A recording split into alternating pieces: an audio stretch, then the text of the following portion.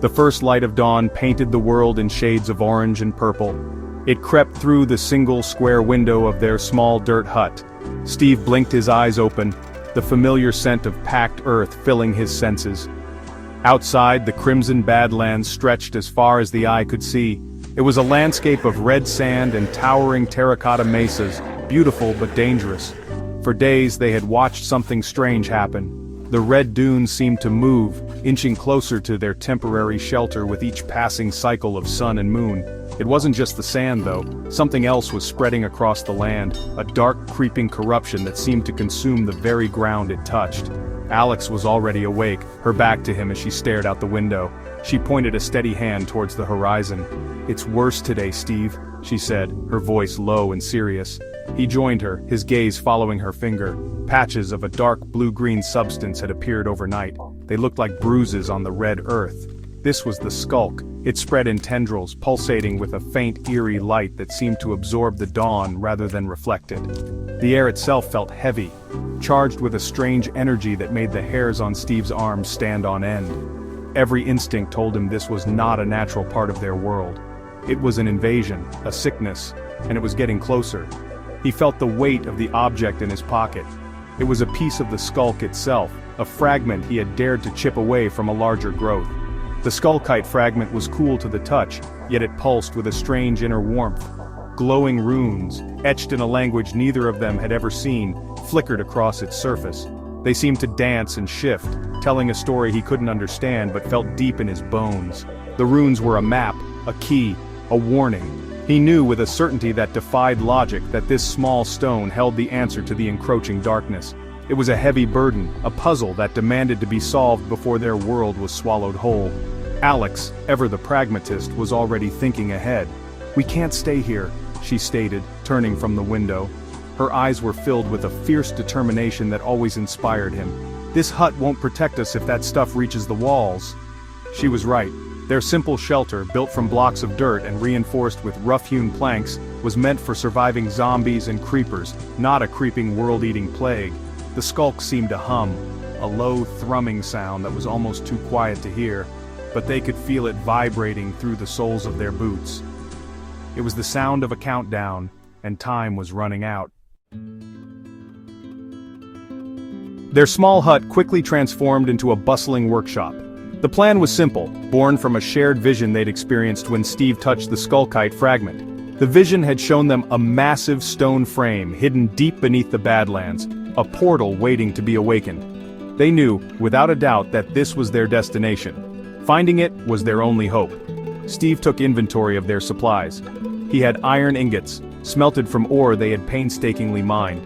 He used his crafting table to forge 2 sturdy iron pickaxes, their sharp points gleaming in the dim light. He also crafted a pair of iron swords, their weight feeling reassuring in his hands. They would need more than just hope to survive this journey. Alex focused on their more unusual equipment. She carefully placed several glitch cores into her leather satchel. These were strange, cube-shaped artifacts they had found in a temple ruin long ago. They were unstable, pulsing with a chaotic energy that mirrored the beat of her own heart.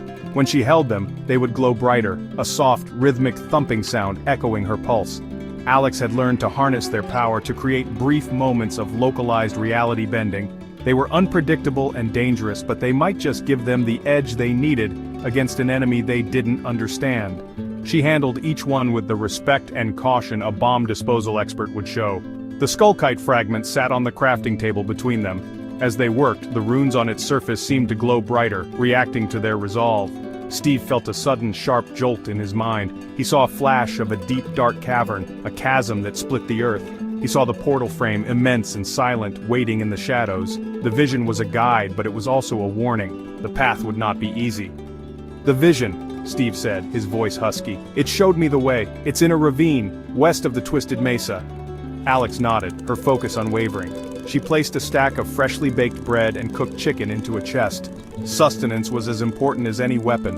With their gear prepared, they took one last look around the dirt hut that had been their home. It was small, simple, and offered little comfort against the creeping dread outside, but it had kept them safe. They packed their essential tools, their food, and their strange, powerful artifacts. Alex slung her bow and a quiver full of arrows over her shoulder. Steve secured his sword to his belt and gripped his pickaxe tightly. They opened the wooden door and stepped out into the crimson morning. The air was colder now, and the humming of the Sculk was noticeably louder. The quest for the Sculk Portal had begun. Their journey back into the heart of the Crimson Badlands was a slow and deliberate march. The sun climbed higher in the sky, baking the red sand until shimmering waves of heat rose from the ground. They walked in silence, conserving their energy, their eyes constantly scanning the horizon for threats. The land was deceivingly empty. There were no cows or sheep here, only the skeletal remains of creatures long since passed. Every few hundred blocks, they would stop. Steve would dig a small hollow in the side of a mesa, placing a crafting table and a furnace down to process any resources they had found along the way. Efficiency was key to survival. Alex was the master of storage. She had devised a clever trick with their chests. Instead of carrying multiple heavy chests, she would place one down, fill it with non-essential items like excess cobblestone or terracotta, and then break it with her axe. The chest, now containing all those items, would drop as a single block that she could easily carry in her inventory. It was a simple but brilliant method to manage their resources on the move, allowing them to carry far more than they otherwise could. It meant they could stock up on wood from the sparse, twisted trees they found, knowing they would have it when they needed it most to craft torches or tools. As daylight began to fade, the real dangers of the Badlands emerged. The familiar groans of zombies and the hiss of spiders echoed from the shadowy canyons. Darkness was their enemy, a blanket that could hide any number of hostile mobs. Steve took the lead, his hand holding a stack of torches. Every 10 steps he would place one on the ground or on the side of a rock face. The flickering flames created a chain of light, a safe path that followed them through the twilight. The light was a comfort, a small circle of safety in a world that wanted to consume them. It kept the common monsters at bay, but they knew it wouldn't stop the Sculk. The nights were the hardest. They would find a small cave or dig a temporary shelter into the side of a mesa, sealing the entrance with blocks of dirt. Inside, the only light came from their torches, casting long, dancing shadows on the walls. They would eat their simple meals of bread and meat, their hunger bar refilling, but the gnawing feeling of unease remained. They could hear the skittering of spiders on the roof and the moans of zombies outside. And beneath it all, the ever-present low hum of the Sculk, a constant reminder of the true threat that was spreading silently, patiently, through the world beneath their feet. Following the psychic trail from the Sculkite fragment, they found an unusual cave entrance. It was wider than most, and the air that drifted out was cold and carried a strange, sweet smell, like damp earth and ozone. The walls around the entrance were thick with Sculk, its tendrils pulsing with a soft, hypnotic blue light. This was something new. Taking a deep breath, they lit fresh torches and ventured inside. The cave system quickly opened up into a vast, breathtaking cavern. This wasn't a normal cave, it was a biome unto itself. Glowing vines hung from the ceiling, and strange, alien-looking fungi sprouted from the floor, all bathed in the ethereal glow of the Sculk. They had found the Sculk Hollows. The silence in the cavern was profound, broken only by the dripping of water and the faint, chittering sounds that echoed in the distance. The very ground was made of Sculk blocks, which felt strangely soft and organic under their boots.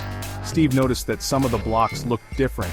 They were almost indistinguishable from the others, but they had a slightly different texture, a subtle shift in the pattern of light. He pointed one out to Alex, his instinct screaming that something was wrong. As he got closer, the block suddenly unfolded.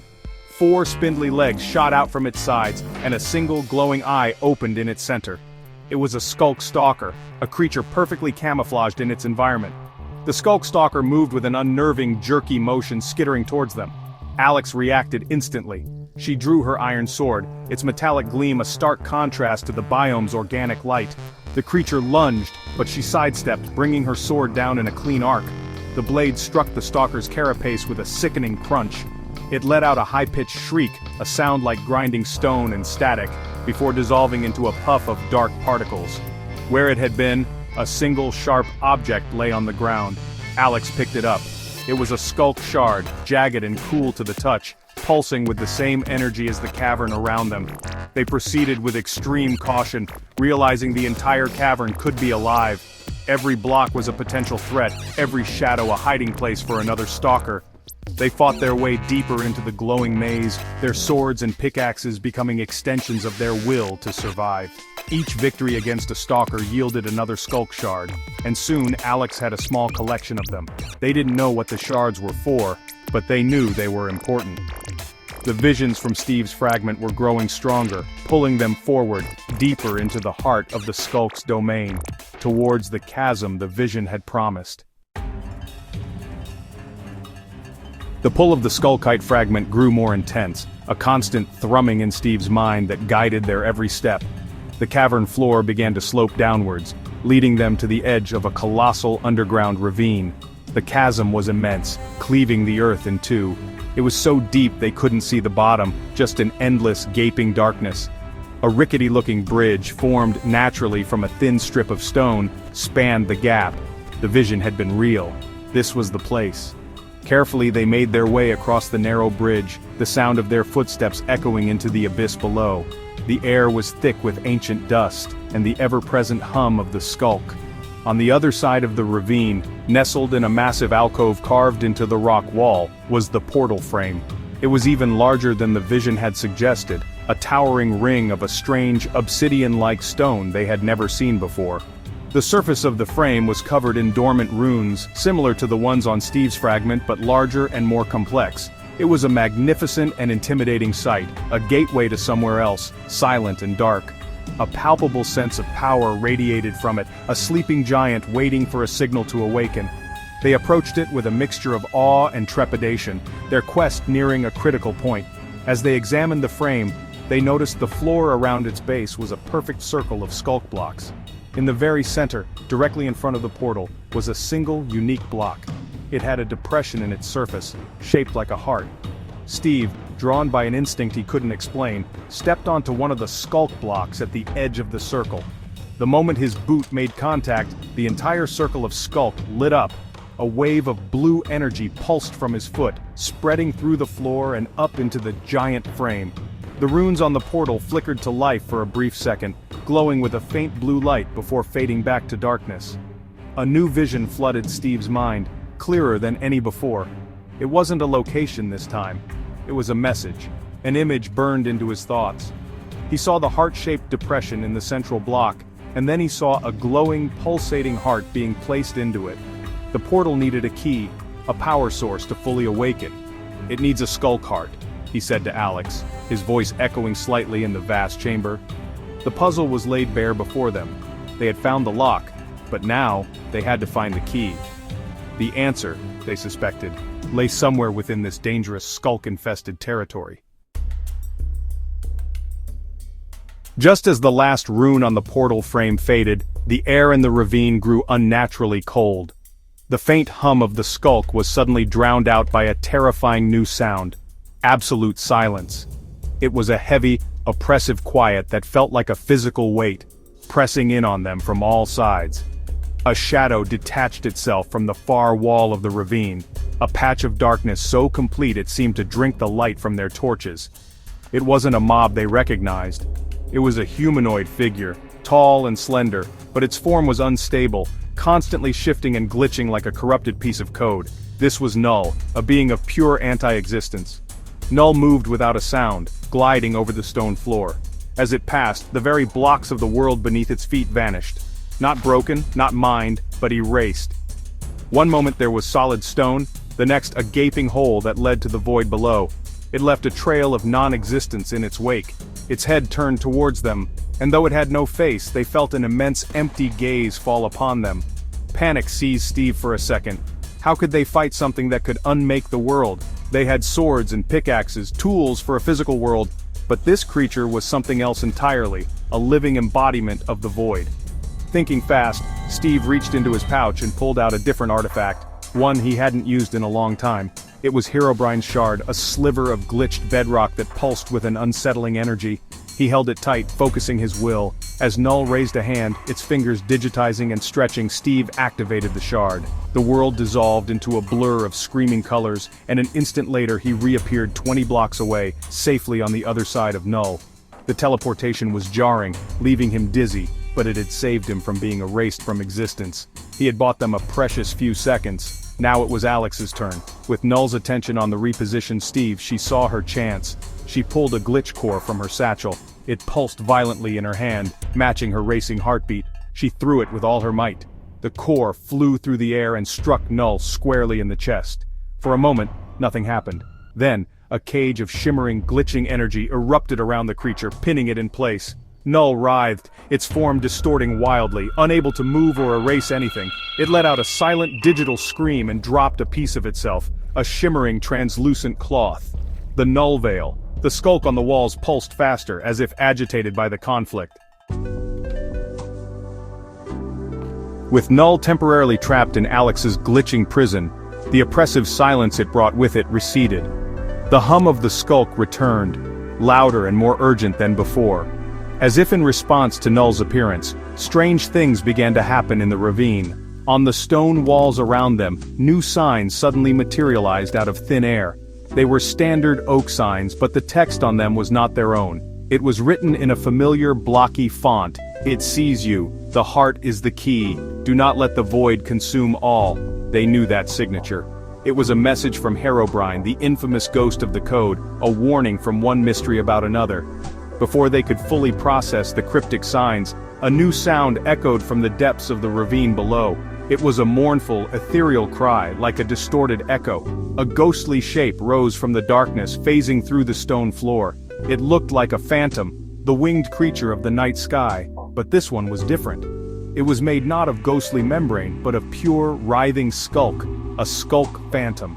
It circled above them, its movements silent and graceful, its glowing eyes fixing on them. It didn't attack. Instead, a voice, ancient and sorrowful, echoed directly in their minds. "The heart beats with the world's pain," it whispered. "The altar awaits the worthy. Follow the shard's song." Alex looked down at the skulk shard she had taken from the stalker. As the phantom's message faded, the shard in her hand began to vibrate. It tugged gently in a specific direction, away from the portal and deeper into a side cavern they hadn't noticed before. "The shard's song," Alex murmured, understanding.